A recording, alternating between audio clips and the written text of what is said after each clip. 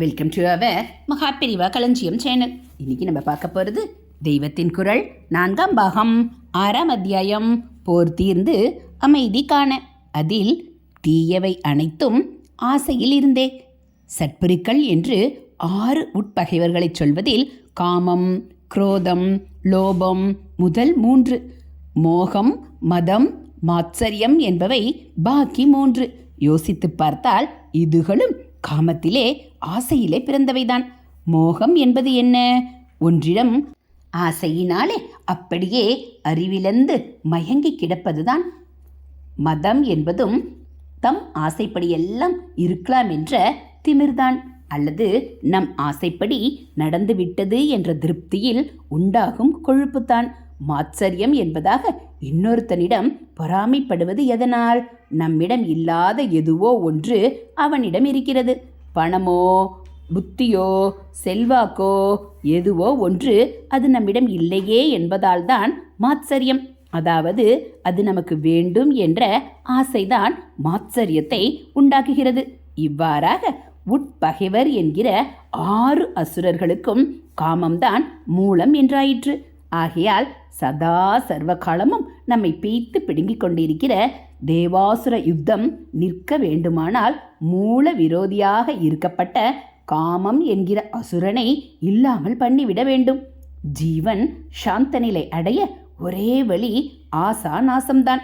காமம் என்ற பெருந்தீனிக்காரனான பாபியை உன்னுடைய பரம விரோதி என்று புரிந்து கொண்டு சண்டை போடு. மகாசனோ மகா பாப்மா வித்தையேனமிக வைரினம். காமத்தை அது இது என்று அக்ரிணையாக சொல்லாமல் அவன் பெருந்தீனிக்காரன் என்று பெர்சானிஃபை செய்து சொல்கிறார். பரமாத்ம தத்துவமே அவராக வந்திருக்கிறது. ஜீவனை தூக்கி விடுவதற்காக தத்துவ பொருள் கிருஷ்ண பரமாத்மாவாக கண், காது, மூச்சோடு பெர்சனிஃபை ஆகி வந்திருக்கிறது. அப்படிப்பட்ட தாம் ஜீவனை குழியிலே தள்ளும் தீய சக்தியையும் ஒரு ஆளாகத்தான் சொல்ல வேண்டுமென்று இப்படி சொல்கிறார். இவர் தேவசக்தி, அது அசுர சக்தி.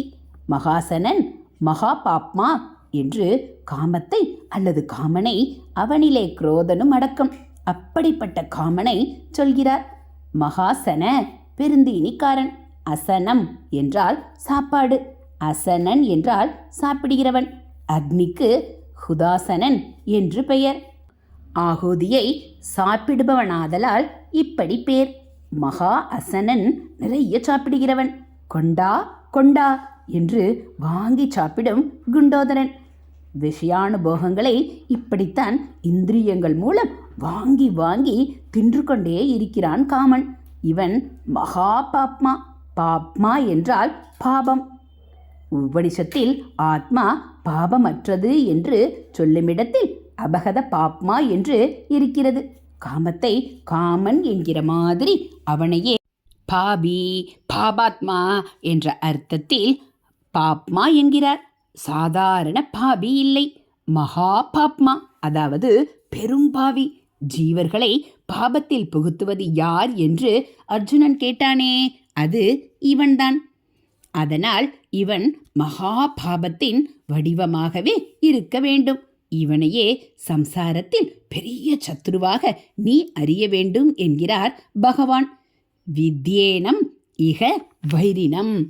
இக இகபர என்பதில் இகமான சம்சாரத்தில், ஏனம் இவனையே, காமத்தையே, வைரினம் சத்ருவாக, அதாவது தேவாசுர போரில் அசுர ராஜாவான முதல் விரோதியாக, வித்தி அறிவாயாக.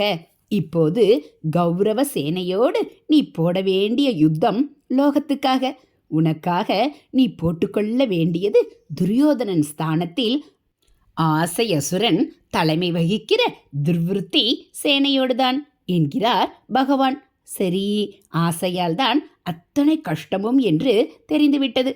ஆசை என்பது மனசுக்கு ரொம்பவும் சௌக்கியத்தை தருகிற மாதிரி தோன்றினாலும் சௌக்கியத்தை அடையவே நாம் நமக்கு ஏற்படுகிற ஆசைகளை நிறைவேற்றி கொள்ள முயல்கிறோமாயினும் கஷ்ட பரம்பரை அத்தனைக்கும் அதுதான் காரணம் என்று தெரிகிறது.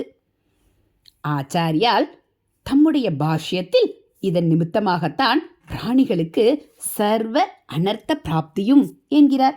நிறைவேறாவிட்டால் கோபம், அனுதாபம், தயை முதலான குணங்களை அழித்துக்கொண்டு ஒரு தானமா, தர்மமா, உபகாரமா பண்ணாமல் நம்மிடம் உள்ளதை பேராசையோடு பிடித்து கொண்டிருக்கிற லோபம், இப்படி பிடித்து கொண்டிருக்கிற வஸ்துவிலேயே புத்தியை இழப்பதான மோகம், ஆசை நிறைவேறி விட்டாலோ அந்த திமிரிலே மதம், இன்னொருத்தனிடம் இருப்பதில் நமக்குள்ள ஆசையால் அவனிடம் உண்டாகும் மாத்சரியம் என்றிப்படி பாபத்துக்கு மேல் பாபமாக நம்மை அசுரர்கள் நரகத்துக்கு இழுப்பதெல்லாம் ஆசையை மூலமாக வைத்துத்தானே.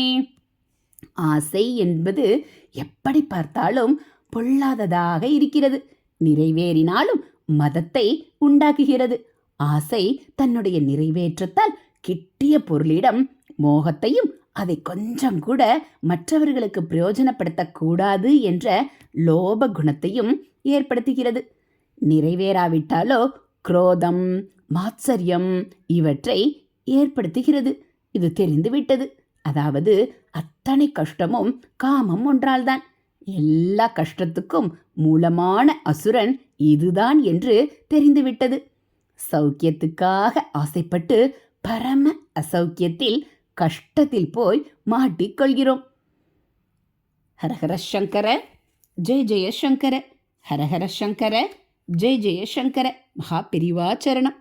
இதுபோல் தெய்வத்தின் குரல் பகுதிகளை நீங்கள் தினந்தோறும் கேட்கணும் அப்படின்னா மறக்காமல் நம்ம சேனலை சப்ஸ்கிரைப் பண்ணுங்கள். கூடவே பெல் ஐக்கானை கிளிக் பண்ணி ஆளுங்கிற பட்டனையும் அழுத்திடுங்க. அப்போ நம்ம படிக்கக்கூடிய தெய்வத்தின் குரல் பகுதிகள் உங்களுக்கு உடனே நோட்டிஃபிகேஷனாக வந்துடும்.